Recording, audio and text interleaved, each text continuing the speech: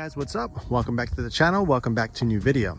So in this video, I'm going to be talking about 5 things that you should not do to your WRX or STI. I know there's a lot of videos on this, but a lot of people have asked me, so I figured I would make a video on it and kind of inform you guys what I think are big no-nos that you should do on these cars. The first big no-no is running an intake without a tune. That is just bad news waiting to happen. So if you want to run an intake, you have to run a tune. There is no way around it. You know, if you put an intake on the car without a tune, you're going to run into issues right away. It's going to stumble, it's going to misfire, and you're going to have a lot of issues. And the reason for that is because the car is going to be confused with the amount of air coming into the engine, and it's just going to throw everything off. So do not do an intake without a tune. Number 2 thing that you should not do on an STI specifically is run a blow-off valve. The stock bypass valve that comes on the car, stock, that has been told that it can hold up to 400 horsepower. So unless you're running some serious numbers, you do not need to upgrade. I personally have the TurboSmart compact bypass valve. It's fully recirculating. It functions exactly like stock. It just can hold a little bit more power, and I just think it looks a little bit nicer. It also has some nice noises, a nice flutter, but it functions exactly like stock. Do you need a tune for this one specifically? No, you do not, mainly because it functions exactly the same. Although I do suggest checking with your tuner to make sure everything looks okay, do some data logging, and as long as everything's okay, you'll be fine. But do not run a blow-off valve on your stock WRX or STI. Number 3 thing that I think you should not do on your WRX or STI, this is personal preference.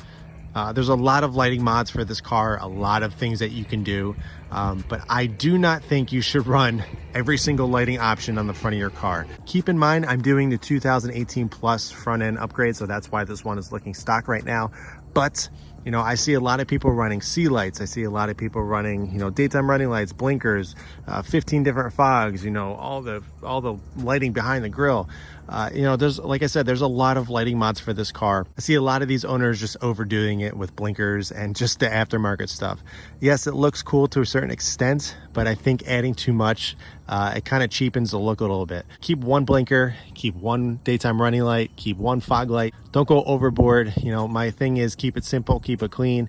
And for lighting mods, I think that is unbelievably true. Just keep it very simple. Don't go overboard. There's no need to add 57 different lights in front of your car. Unless you're doing some rally courses, which a lot of WRX and STI owners do not do. They just drive their cars, daily. It's just unnecessary. I get the fun of it. You just want to add your own personal touch and everything like that. Adding too much of it just cheapens the look, and I just personally don't think it looks that great. So the number 4 thing that I think any WRX or STI person or owner should kind of avoid is adding too much carbon fiber. For me, I only have a few bits around the car. There's a lot of companies out there right now that basically offer every single interior piece, exterior you can basically make entirely out of carbon fiber. Yes, I am a huge fan of carbon fiber. I think it looks great. I think it's awesome. But adding too much, I think, is just, makes the car look too tacky. It makes it look like it's from eBay, and it's just a little too much. I know I may get a little bit of hate on this one, but I think a lot of people can agree that adding too much just cheapens the look. It just doesn't look that great, especially when it's from all different manufacturers and the weaves are different, different angles, and it's just matching up, and it just looks, to me, I don't think it looks that great. So adding, little pieces around the car, like for me, I have it down here on the exhaust finishers here, the gurney flap, this. I also have them on the mirror caps, and I just have it on the interior on the trim that comes stock. I also have it on the steering wheel over here, which I'll show you real quickly. So I have it on the steering wheel, just small amounts of it. I don't have it everywhere. I just have it here and everything. So it's not over the top. I don't think it's too much. I have seen plenty of it. I know a lot of people, just any carbon fiber piece that comes, that's available for these cars, people just tend to buy. And yeah, it's cool, but when you look at it as a whole, it's too much. People do hoods, people do fenders, people do the entire front bumper carbon fiber, and it gets a little too busy. It gets a little too distracting. It kind of disrupts the lines a little bit. Again, I love carbon fiber. It's just, you don't want to add too much of it. You don't want to get too crazy with it because like I said, it just gets a little iffy. It gets a little distracting. And personally, I don't think it looks that great when there's too much. Number 5, last but not least, personally, I would never run this car, the STI Catalyst. And the reason for that is because you're gonna have boost creep issues. You're just asking to have a blown motor. Now there are ways to do this safely or safer, you know, getting a proper tune and doing all supporting mods. But personally, writing Catalyst on this car is just asking for trouble. And it's just something that I personally wouldn't do. If I ever go to stage 2, it's gonna be catted, and I'm gonna have all the fueling upgrades, everything possible to make it as safe as possible. Yes, I understand that Catalyst, you know, you can get more power out of it. Obviously, you're gonna get more sound, but it's just not worth it. If you're looking to build the car and do some crazy power, you know, doing an STI is just, personally, I don't think is the best platform. You know, you can do it to Evos, you can do it to Supras, you can do it to anything basically that can hold that kind of power. But for an STI, I just don't think it's the way to go.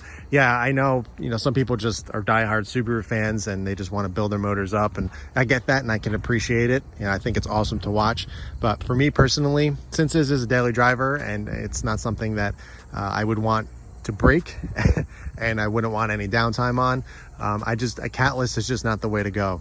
I know a lot of people have run very successful, you know, motors and builds going Catalyst, but you know, if you're just kind of getting into the Subaru world, or you're new to it and you're not really familiar, going Catalyst with a lot of other cars in general is, you know, pretty easy and you can do it.